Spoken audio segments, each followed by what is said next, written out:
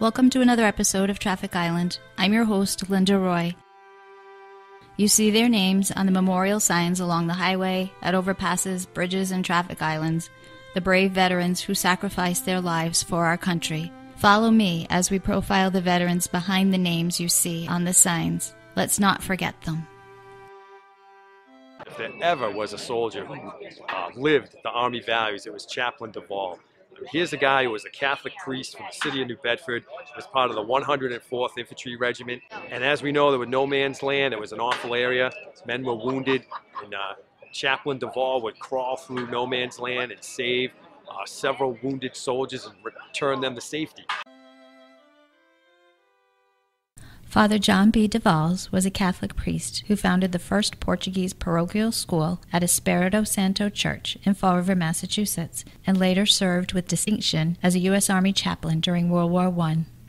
Accounts of his ministry to both Allied and German soldiers were published, and he received honors from both the French and United States governments. John B. DeValles was born João Baptista DeValles in San Miguel, Azores, in 1879. 2 years later, his family emigrated to New Bedford, Massachusetts. John attended local schools, then began studying for the priesthood, where he became known for his language aptitude, including fluency in 6 languages. As World War I began, Father DeValles became an appointed Knights of Columbus chaplain, attached to the 104th Regiment of the 26th Infantry Division. The next year, he received a commission as chaplain in the regular U.S. Army with the rank of First Lieutenant. Father DeValles served 18 months in World War I and often entered no man's land to search for wounded, dying, Allied, and German soldiers. Father John, as he was known to the troops, risked his life on many occasions, and his exploits became legendary. Father DeValles was one of the first 5 priests to leave for France as a Knights of Columbus chaplain, arriving in September with the 1st National Guard units. These doughboys, newly mobilized and inexperienced, received several months of training in methods of trench warfare, procedures for gas attacks, and the techniques of using grenades and bayonets. The chaplain quickly exhibited his concern for the men and his courage.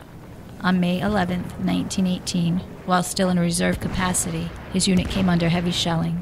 Father DeValles chose to remain with the wounded when they could not be moved to a safe area. Once, when he did not return to the trenches, searchers found him unconscious and wounded next to a dead soldier that he was trying to aid. Although his injuries caused his health to deteriorate, he continued to serve. Father John returned to the United States in 1919 and spent the remaining months of his life in and out of hospitals until his death in May 1920.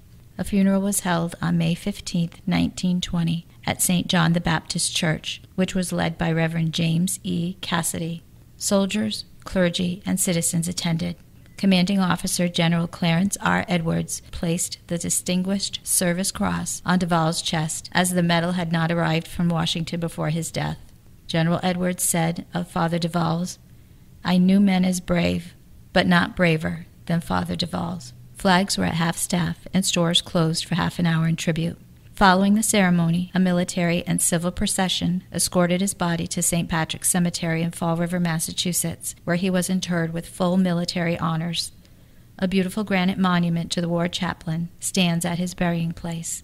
In October 1920, the Catherine Street School of New Bedford, Massachusetts, was renamed in Father DeValles' honor.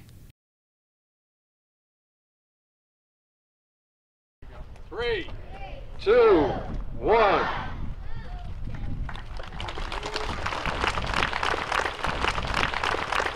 So today we honored Chaplain Duvall, who was a member of the 26th Yankee Division, and this school was named after Chaplain Duvall. So we were able to rededicate it today and bring a plaque and a bust from the Army National Guard. Really an example of selfless service. Chaplain Duvall had many times where he went forward to the front lines to work with soldiers and assist them, and just basically spread that brotherhood. And I think the kids understand that. They also see a local hero that's from their neighborhood that they grew up into. And I had many people today tell me that they've lived in this neighborhood, they've been from the city, and they never knew what a war hero Chaplain Duvall was. So that really met General Keefe's intent to get the word out, to teach people about our history, and to honor the good men of World War I. Father John B. DeValles, born August 29, 1878, died May 12, 1920.